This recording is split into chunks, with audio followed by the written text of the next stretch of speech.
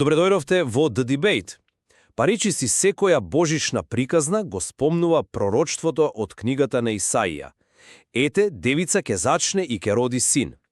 Овие зборови, напишани 700 години пред раѓањето на Исус, се еден од темелите на христијанското разбирање на неговото раѓање. Точно. Но она што често се заборава е дека тие зборови првично биле изговорени во еден сосема поинаков контекст. Тие биле упатени до еден преплашен крал во Ерусалим, соочен со војна и политички колапс во 8 век пред нашата ера. И ово создава една длабока тензија во самиот текст. Токму таа тензија е во срцето на нашата денешна дискусија. Значи, се сведува на едно клучно прашање. Дали пророчството на Исаија треба да го читаме првенствено како историско ветување наменето за кралот Ахаз, со непосредно значење за неговата криза? Или пак дали неговото вистинско значење е месијанско, пророштво, чија единствена цел е да го навести чудесното раѓање на Исус векови подоцна, како што всушност го толкува евангелистот Матеј. Јас ќе застапувам дека, иако родено во историска криза, вистинската длабочина и, како да кажам, крајната цел на ова пророштво се откриваат дури во раѓањето на Исус Христос. А јас пак ќе тврдам дека ако го игнорираме или го минимизираме оригиналниот историски контекст, ризикуваме да ја изгубиме од вид моќната порака што Исаија ја имал за своите современици. За мене, она што е фасцинантно е како овој текст оживува на сосема нов начин во Новиот Завет. Да, приказната со кралот Ахаз е почетната точка, но таа е како првото поглавје од една многу подолга книга. Вистинската кулминација, според мене, се открива дури 700 години подоцна. Кога Матеј го цитира овој стих, тој не го прави тоа случајно. Тој користи грчки превод на Стариот Завет, кој го употребува зборот Партенос, што недвосмислено значи девица. Ова е теолошки клуч. Матеј всушност ни вели дека знакот даден на Ахаз, ветувањето за Емануел или Бог е со нас, не се исполнил целосно во ниту еден земјен крал. Вистинскиот Бог со нас не е само символ, туку е реалност во воплотувањето на Божиот син. Неверството на Ахаз е во остар контраст со тивката вера на Јосиф, а политичката криза од 8 век прт на неј е само една бледа сенка на многу подлабоката криза на човештвото, потребата за спасение од гревот. Добро, јас морам да кажам дека на ова гледам од еден сосема поинаков агол. Тврдам дека за да ја разбереме силата на ова пророштво, мора да се вратиме во 735 година пред нашата ера и да го почувствуваме стравот на кралот Ахаз. Замислете ја сцената. Најголемата светска суперсила, Асирија, се шири незапирливо. Две соседни кралства, Сирија и Самарија, формираат сојуз и му се закануваат на Ахаз дека ќе го симнат од престолот ако не им се придружи против Асирија. Јерусалим е под опсада, народот е во паника.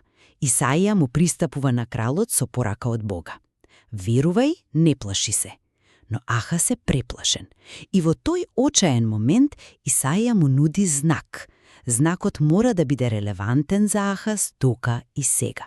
Ветувањето е дека ќе се роди дете, веројатно кралскиот наследник Езекија, и дека пред тоа дете да порасне доволно за да разликува добро од зло, двете кралства од кои Ахаз се плаши ќе бидат уништени. Тоа е конкретно, временски определено ветување. И тука е клучната лингвистичка точка.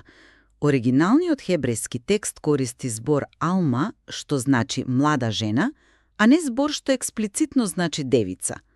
Толкувањето на Матеј е подоцнежна, иако мокна, теолошка примена, но не смееме да дозволиме таа да го избрише оригиналното историско значење. Добро, ајде да почнеме токму од таа лингвистичка точка, бидејќи таа е навистина клучна. Признавам, оригиналниот хебријски збор е алма. Тој може да се однесува на девица, но неговото основно значење е млада жена на возраст за мажење. Сепак, не можеме да застанеме тука. Зошто да не? Тоа е зборот што Исаија го употребил. Тоа е она што Ахаз го слушнал. За него, млада жена неверојатно се однесувало на неговата сопруга, кралицата, која требала да го роди следниот престолонаследник. Тоа е јасен и разбирлив знак за продолжување на династијата. Да, но приказната за текстот не завршува во 8 век пред нашата ера. И ова е клучно. Околу 2 века пред раѓањето на Исус, еврејските мудрици во Александрија го превеле хебрејскиот Стар Завет на грчки. Овој превод, познат како Септуагинта, станал Бибријата за голем дел од еврејскиот свет, особено за оние што живееле надвор од Јудеја. И кога тие преведувачи дошле до овој стих во Исаија, го превеле хебрејскиот збор Алма со грчкиот Партенос, што недвосмислено значи девица. Но тоа е само еден превод. Може би направиле грешка или може би имале своја теолошка агенда. Па не би рекол дека е грешка. Ова ни кажува нешто многу важно. Идејата за девствено раѓање, поврзана со овој текст, не е и изум на Матеј. Тој не го извлекол ова значење од воздух. Тој се надоврзува на една теолошка трага, на едно разбирање кое веќе постоело со векови во еврејската заедница. Заедницата што ја користела Септуагинтата веќе го читала овој текст со месијански очекувања. Тие веќе го поврзувале со идно, чудесно избавување. Добро. Дури и да го прифатиме тоа за зборот, се уште останува главното прашање. За кого бил наменет знакот? Исанија не зборува во вакуум. Тој стои пред преплашен крал и му вели: Господ самиот ќе ти даде знак. Потоа продолжува и вели дека земјата од кој двајца цареви ти се плашиш, ќе биде напуштена. Целиот говор е директно лично упатен до Ахаз. Како може знак што ќе се случи 700 години подоцна да биде од некаква утеха за човек кој се плаши дека ќе биде убиен следната недела? Тоа е одлична поента. И токму тука доаѓаме до една клучна идеја во пророчката литература. Нешто што можеме да го наречеме пророчка перспектива. Замислете дека гледате во планински венец од далеку. Еден врв може да изгледа веднаш за другиот, но во реалноста тие се разделени со километри длабока долина. Пророците често го гледале Божиот план на сличен начин. Еден настан во блиска иднина, како раѓањето на кралски наследник, можел да биде сенка или прототип на многу поголем настан во далечната иднина. Значи, велиш дека знакот имал двојно значење. Токму така. Има непосредна важност за Ахаз. Пораката е: твојата династија нема да биде уништена. Бог ќе обезбеди наследник. И ова е уште подраматично кога ќе се сетиме што направил Ахаз. Текстот ни кажува дека тој го жртвувал собствениот син во оган, што е врв на идолопоклонството и неверството. Во моментот кога Ахаз символично ја уништува иднината на својата лоза, Бог му вели: јас ќе обезбедам иднина. Тоа е неверојатна порака за Божјата верност. Но, тоа е само првиот планински врв. А вториот врв е Исус? Да. Фактот што и наследникот на Ахаз, Езекија, иако бил многу подобар крал, сепак бил грешен човек и не донел конечно спасение, покажува дека пророштвото останало отворено. Ветувањето за Бог со нас било само делно исполнето. Тоа чекало колечно исполнување во некој што нема да биде само символ на Божјото присуство, туку самото Божјо присуство. Не сум убедена. Со тоа што се фокусираме на тоа далечно, конечно исполнување, ризикуваме целосно да ја промашиме драмата и силата на оригиналната порака. Пораката до Ахаз не е само ветување, туку и предизвик. Исаја му вели: ако не верувате, нема да обстоите. Божјата верност е тука, но таа бара одговор. Ахаз одбива да побара знак од Бога, криеки се зад лажна побожност. Нема да го искушувам Господа. Но тој веќе го напуштил Бога, свртувајќи се кон човечки сојузи со Асирија и кон пагански ритуали. Силата на пророчството лежи токму во овој судир, Божјата непоколеблива верност наспротив човечкото предавство доведено до крајност. Да се каже дека сето тоа е само сенка на нешто друго, ми се чини дека го обезвреднува. Ама зарем не е токму тој судир она што Матеј го нагласува? Тој создава неверојатен паралелизам. Од една страна го имаме Ахаз, синот на Давид, кој одбива да му верува на Бога. Од друга страна, 700 години подоцна, го имаме Јосиф, кој исто така е наречен син на Давид. И тој се соочува со криза, со вест која е невозможно да се разбере. Но, за разлика од Ахаз, кога Бог му зборува во сон, Јосиф верува и се покорува. Матеј не го користи пророштвото само за да докаже девствено зачнување.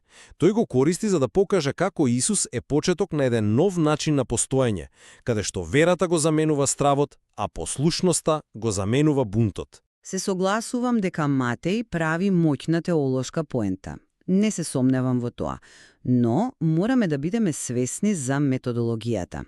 Тој зема текст од Стариот Завет и го применува на нов настан, на начин кој го менува неговиот оригинален фокус. За публиката на Исаија, ветувањето е за опстанок на династијата и пораз на непријателите. За публиката на Матеј, тоа е за природата на зачнувањето на Исус и спасението од гревовите. Ова се две многу различни работи. Ако се фокусираме само на исполнувањето кај Матеј, ја губиме од вид пораката на Исарија за Божјата верност среде политички хаос. А таа порака има своја тежина и вредност, независно од Новиот Завет. Јас не би рекол дека едното го исклучува другото. Напротив, мислам дека значењето кај Матеј го продлабочува, а не го брише значењето кај Исаија. Замисли го вака. Ветувањето Бог е со нас, дадено на неверниот Ахаз, е како семе. Тоа семе никнува и дава некаков плод во времето на Ахаз, династијата обстојува. Но целосниот потенцијал на тоа семе, она во што требало да израсне, се гледа дури кога ќе стане целосно дрво кај Матеј. Ветувањето за Бог со нас веќе не е само символично име за крал кој ќе го спаси народот од сиријците. Сега тој е буквално Бог станува човек за да го спаси својот народ од нивните гревови, како што му вели ангелот на Јосиф. Тоа е исполнување кое далеку ги надминува сите очекувања од 8 век пред нашата ера. Тоа е како симфонија, каде што темата воведена во првиот став наоѓа своја целосна и величествена разрешница во финалето. Таа аналогија е убава, но предпоставува дека единствената цел на првиот став е да го подготви финалето. Јас тврдем дека првиот став има своја собствена убава и интегритет. Пораката до Ахаз не е само за иден спасител, туку е за Божјото присуство и верност во сегашноста, дури и кога сме најневерни. Тоа е порака дека Бог не се откажува од своите ветувања, дури и кога ние се откажуваме од Него.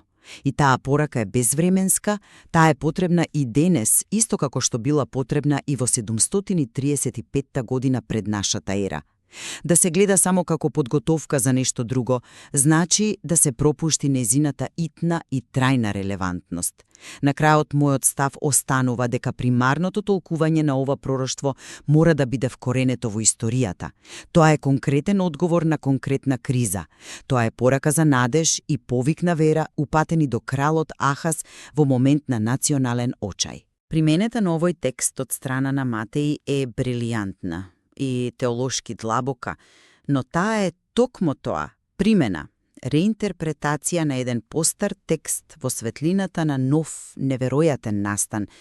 Таа не треба да го засени или да го избрише оригиналното значење и силата на пораката на Исаија во неговото време. Од моја перспектива, историскиот контекст е неопходна почетна точка, но не е крајната дестинација.